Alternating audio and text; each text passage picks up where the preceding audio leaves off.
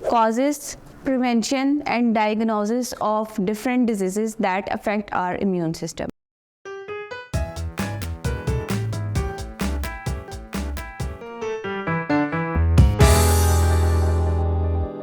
Causes, prevention and diagnosis of different diseases that affect our immune system. In diseases के अंदर जो immune system की functioning को decrease करते हैं या immune system की functioning को affect करते हैं, उनमें ज़्यादातर बैक्टीरियल और वायरल डिजीज़ हैं।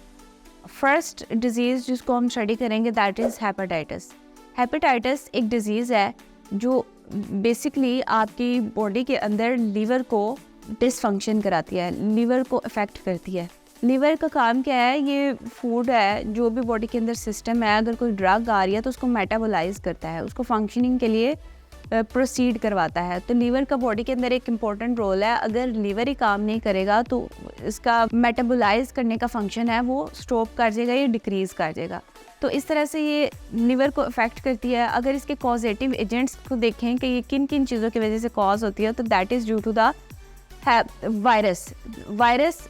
अगर हेपेटाइटिस किसी को बी है तो उसका वायरस होता है हेपेटाइटिस बी वायरस। इसी तरह different types of hepatitis viruses, hepatitis A virus, B virus, C, D और ई, ये सारे वायरसेस हैं जो हेपेटाइटिस डिजीज़ कॉज करते हैं। अगर आप इसकी ट्रांसमिशन को देखें कि ये ट्रांसमिट कैसे होती है, एक पर्सन से दूसरे पर्सन में कैसे ट्रांसमिट होती है, तो that is due to the food, contaminated food और स्नीज और कफ। एक पर्सन से दूसरे पर्सन में जाने के लिए इसका जो एक इम्पोर्टेंट इक्विपमेंट है दैट इज़ ब्लड। अगर एक पर्सन का ब्लड दूसरे में जा रहा है और वो हेपेटाइटिस था तो उसको डिज़ीज़ काज हो जाएगी। उसके बाद अगर कोई बॉडी फ्लूइड्स हैं जैसे कि स्लाइवा है, तो स्लाइवा से हेपेटाइटिस ट्रांसफ़र हो सकता है। तो इसके ट्रांसफ़र होने के लिए आपने याद रखना है कंटेमिनेटेड फूड और वाटर तो एक एक्स्ट्रा चीज़ है, लेकिन एक पर्सन से दूसरे पर्सन में कैसे जाती है? बाय ब्लड और बाय डिफरेंट बॉडी फ्लूइड्स। उसके बाद इसकी ट्रांसमिशन के बाद हम इसके डायग्नोसिस को देखते हैं।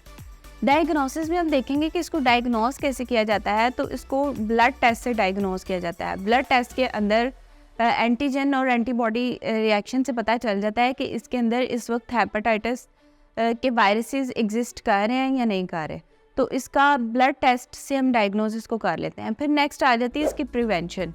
इसकी प्रिवेंशन में आप देखेंगे कि जो आपकी पर्सनल थिंग्स हैं उनको आप किसी दूसरे के साथ यूज़ ना करो। फॉर एग्जांपल आपका टूथब्रश है, रेज़र है और डिफरेंट आपकी प्लेट है, आप उसको किसी ऐसे पर्सन के साथ यूज़ ना करो जिसको हेपेटाइटिस है। फिर उसके बाद इसके इक्विपमेंट्स में है कि आप जो फूड है, जो आप डाइटरी फाइबर्स या जो भी आप फूड ले रहे हैं उसको अच्छी तरह से बॉईल करें ताकि उसके अंदर जितने भी बैक्टीरियाज हैं, वायरसेस हैं, वो रिमूव कर जाएँ। इसके बाद हम अपनी नेक्स्ट डिजीज़ पे मूव करते हैं that is covid.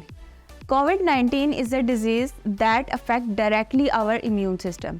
Immune system weak से वीक होता जाता है और वाइट ब्लड सेल्स का इसमें रोल होता है। वाइट ब्लड सेल्स डिसफंक्शन हो जाते हैं जिसकी वजह से कोविड-19 इम्यून सिस्टम को अफेक्ट करता है। इम्यून सिस्टम का एक बेसिक कंपोनेंट तो वाइट ब्लड सेल्स हैं। जब वाइट ब्लड सेल्स ही मिसमैच हो जाएंगे या अपनी इंक्रीज़ और डिक्रीज़ रेशियो में आ जाएंगे तो फिर कोविड-19 एक वायरल डिजीज़ है जो बॉडी के इम्यून सिस्टम को अफेक्ट करती है। नेक्स्ट इसके कॉजेटिव एजेंट्स देखें तो इसमें कॉजेटिव एजेंट इसका कोविड वायरस है। फिर उसके बाद इसकी ट्रांसमिशन देखें कि ये ट्रांसमिट कैसे होती है। तो ये ट्रांसमिट होती है from swab, from saliva, from cough, sneeze और डिफरेंट जो एयर के अंदर कंटेमिनेशन होती हैं उनसे ट्रांसफ़र होती है। फिर फूड और जो अगर आप किसी कंटेमिनेटेड एरिया के ऊपर हाथ रखते हैं फिर उसको अपने फेस के ऊपर या नोज़ के पास टच करते हैं तो इससे भी ये ट्रांसमिट हो जाती है। नेक्स्ट देखते हैं इसका डायग्नोसिस। तो डायग्नोसिस में थ्रोट से या नेज़ल स्वैब से इसको डायग्नोज कर लिया जाता है बाय टेकिंग नेज़ल स्वैब या फिर थ्रोट स्वैब। फिर उसके बाद हम देखते हैं इसकी प्रिवेंशन में क्या आता है। इसकी प्रिवेंशन में सबसे पहले फेस मास्क है कि ना तो आपकी कंटेमिनेशन बाहर जाए और ना बाहर की कंटेमिनेशन आपके अंदर आए। फेस मास्क के बाद अच्छी तरह से आप हैंड वॉश करें। जो आपने फूड लेनी है उस डाइटरी फूड जो भी आपकी है उसको आप अच्छी तरह से बॉईल करके यूज़ करें।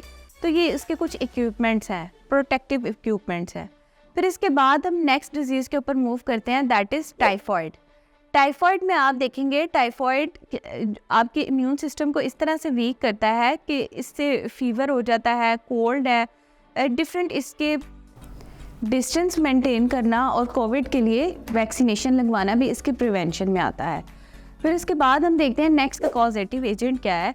इसके कॉजेटिव एजेंट में एक स्पेसिफिक बैक्टीरिया है जिसको सैल्मोनेला टाइफी कहा जाता है। सैल्मोनेला टाइफी के इफेक्ट करने की वजह से बॉडी का इम्यून सिस्टम वीक हो जाता है। अगर इसकी ट्रांसमिशन देखें कि ये ट्रांसमिट कैसे होता है टाइफॉइड, तो बाय फूड और बाय डिफरेंट कंटेमिनेटेड वाटर और लिक्विड से ये ट्रांसफर होता है।